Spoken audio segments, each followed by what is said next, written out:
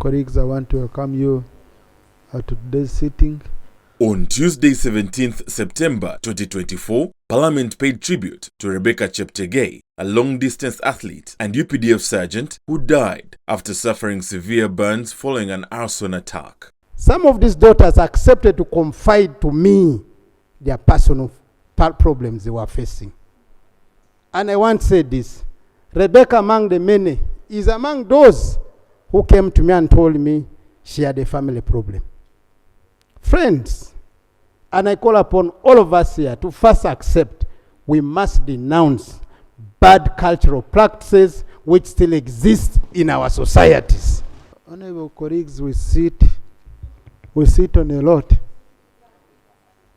You might find there are even some of our colleagues who go through that. Yes. Especially females, but also including some men. Yes. You know, there is something I read, Honourable Minister, there's something I read, that some of these athletes, that their ATMs are with their boyfriends. To end these injustices and to end this character where our athletes are losing properties, are losing lives in Kenya, we should focus more of improving our training facilities here. We have the 38 High Altitude Center, which has been built for years and years, I think 13 years, and it's not yet finished as for now. Yet, if it was in a good way, our people wouldn't go to Kenya to look for better facilities. The late was very patriotic. She concentrated, she represented our country. When we had Olympic going on, some runners were running for other countries, but she was so patriotic that she went and trained in Kenya, but came back and ran for Uganda.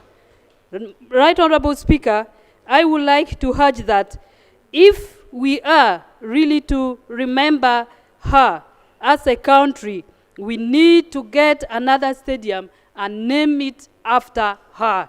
We have one, and one is not enough. I want to encourage men, fellow men. It's important that we become the number one cheerleaders of our wives, of our partners. May God help us for our egos not to get the better of us. Honorable Speaker, I want that we use this opportunity too, and colleagues have done so, to remind government what we have always talked about. Let's improve our sports facilities.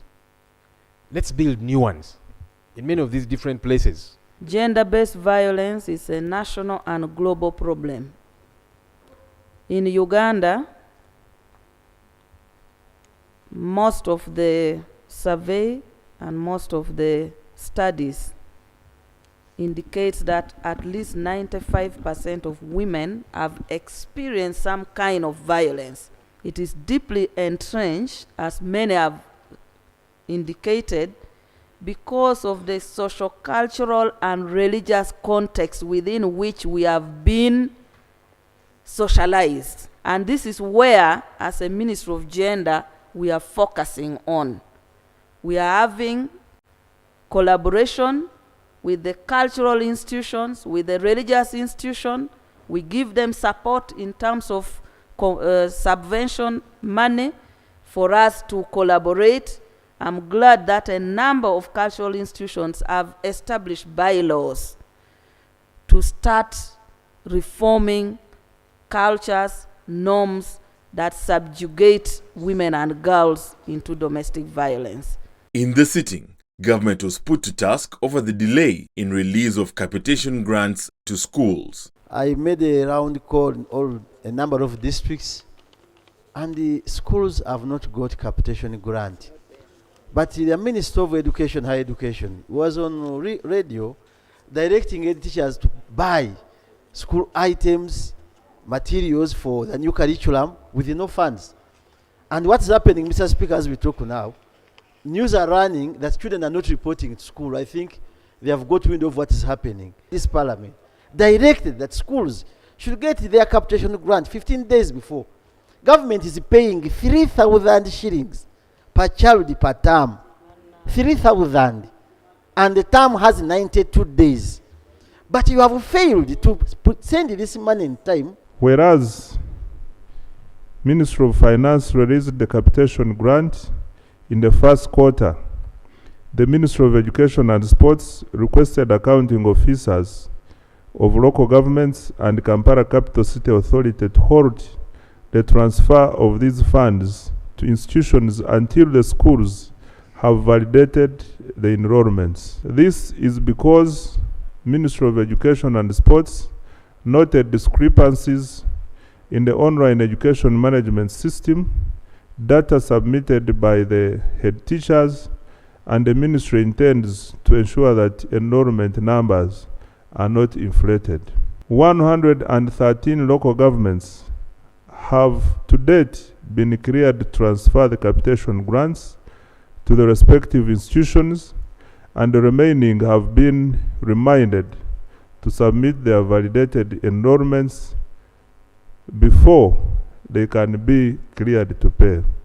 On Wednesday, 18th September 2024, Parliament implored government to find lasting solutions to recurrent disasters, citing River Nyamwamba in Kasese District, which is said to flood at least 3 times a year. It has become common that every month of May, June, and October, this river bursts its banks and leaves very many people dead and property destroyed. It is not happening in Kasese alone, but in Rwenzori sub-region, because districts like Ntoroko, Bondebujo, Bunyangawa, and Kabarole are also affected. I pray that the minister appoints a team of technocrats to go to Kasese and find out exactly what the problem is, because every now and then we keep talking about this issue that never gets a solution. The Minister of Disasters also sanctioned relief food items to be taken to Kasese. And I just want the honorable member to note that we are looking at a long-term solution on how the community can be supported. And that includes the relocation that you also requested for.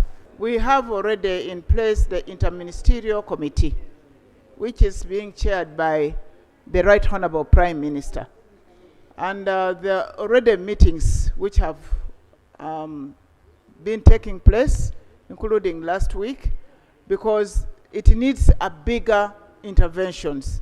We have gotten the environmental issue, which also is evident, but as government, there's also some directives which was also raised from His Excellency the President, that the interministerial committee is incorporating. Lawmakers raised queries over the delayed payments of salaries of part-time teaching staff of Kyambogo University. There has been an ongoing challenge of the staff because they are not being paid on the payroll, and yet we have so many part-time teachers or lecturers. In the 2023, part-time lecturers threatened to withdraw their services or not to set examinations. The staff members showed that there was a gap because those remaining who are on full-time pay, they cannot do much because of the workload. The wages for the part-time lecturers and technicians is catered for under the vote item for allowances from the non-wage budget line. This is released quarterly, and it suffers from budget cuts, which was worst during the COVID pandemic, during which the university ran 2 academic years with 1 financial year. During the financial year, Mr. Speaker, 2023-2024, the budget line for allowances, which caters for the part-time staff, suffered a budget cut of 2.6 billion. This definitely results in non-payment of part-time teaching staff, which the claims we are talking about, and hence it has accumulated into arrears. The proposed intervention is that the Ministry of Public Service and the Ministry of Finance increases the wage for Kyambogo University so that we are able to fill the critical vacant positions in the approved structure. During the sitting, the Committee on Defense and Internal Affairs recommended the fast tracking of the joint border demarcation with South Sudan to address security challenges in Karamoja. The government should expedite the joint border demarcation with South Sudan to protect Uganda's territorial integrity and mitigate security threats from South Sudan's armed forces. The demarcation should follow existing treaties, orders, colonial maps and coordinates to minimize conflict.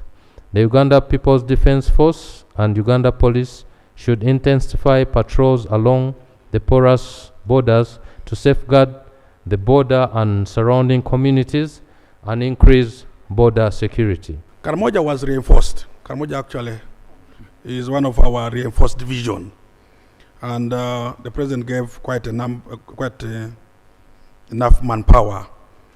The only problem may be how that manpower is being used. But I want to assure the people of Kabong that we shall make sure that they have adequate security, because Kabong, actually, there are very few raiders. Kabong is not a raiding community, and they need to be protected very well. On Thursday, 19th September 2024, the Minister for Energy and Mineral Development, Honorable Ruth Nankabirwa, urged Parliament to support more investment in last-mile electricity connections to support value addition. We still have issues with distribution of power lines to most of the centers, trading centers, the markets, churches, mention it all. And now, Right Honorable Speaker, because of that, our people are requesting to know from the Ministry of Energy two things. One, since we are connected to national grid, how affordable will the power be? Our people are saying that if we are connected to national grid and the power is expensive, that means the meaning of national grid will remain in the substations. And then secondly, Right Honorable Speaker, the issue of distribution of power lines, we will request that as the Ministry of Energy carries on mapping, we request that those other places that were not captured should be captured.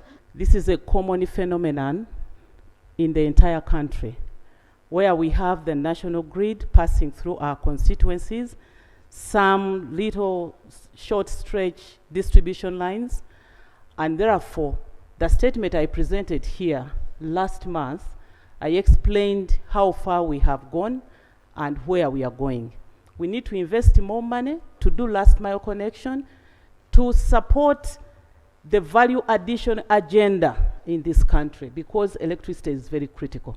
When you connect West Nile to the national grid, that means the power that you've been using generated from HFO is going to be cheaper.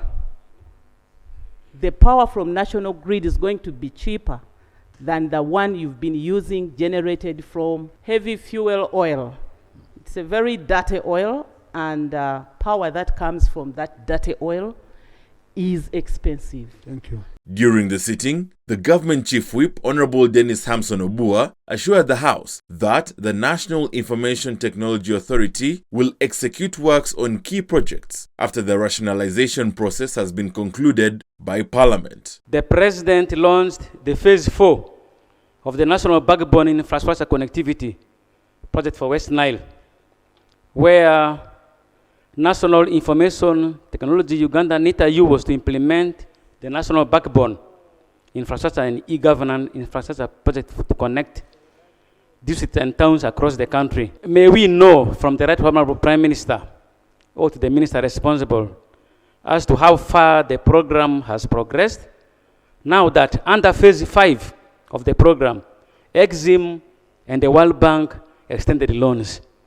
Secondly, I would also like to know as to when the program will extend to the remote areas, hard-to-reach areas, parishes, and sub-counties in all the districts in West Nile. NITA-U had been earmarked to be rationalized. But when the caucus of the National Resistance Movement sat 1 week ago, NITA-U is one of the two organizations that we have earmarked to benefit from a transitional period of 3 years, arising from the fact that under the Chinese loan and one from World Bank and partly also a grant, NITA-U has been implementing the National Backbone project, the phase that the Honorable Member is talking about. So we confidently believe that when the bills are brought to Parliament and we pass it with the transitional clause, it will give NITA-U an opportunity to implement the projects under the Chinese loan and also under the World Bank loan. Also in the sitting, the State Minister for Finance in charge of general duties, Honorable Henry Musasizi, clarified that the funds under the Generating Growth Opportunities and Productivity for Women Enterprises GROW project are loans and not grants. Some of us have been sensitizing and giving information to our women down there. We thought this was going to be a solution to lift our women businesses from where they are to some level. But now, at first they say credit matching grant, but now it is loans. Well, we don't mind the loans, but you will find that also the terms are vary in different banks. Why don't we harmonize the terms? And you will find that you need also collateral. Collateral, is it land title? Where are the women going to get a land title when it was supposed to be grant from World Bank, grant to Uganda? GROW is aimed at supporting the women who have graduated from these other programs. You started with the Myoga, you started with the PDM, now you have become big a little bit, you need more capital to expand. These are the target group. We are lending from 4 million to 200. We have 6 participating banks at the moment. The interest rate ranges between 10 and 10.5%, depending on the commercial bank which you have entered into an arrangement with. The total amount, the portfolio we have put in place is 180 billion. Mr. Speaker, this project is being implemented by Ministry of Gender in partnership with Ministry of Finance, Planning and Economic Development, specifically under PSFU, Private Sector Foundation. South Sudan to Tuesday at 2 p.m.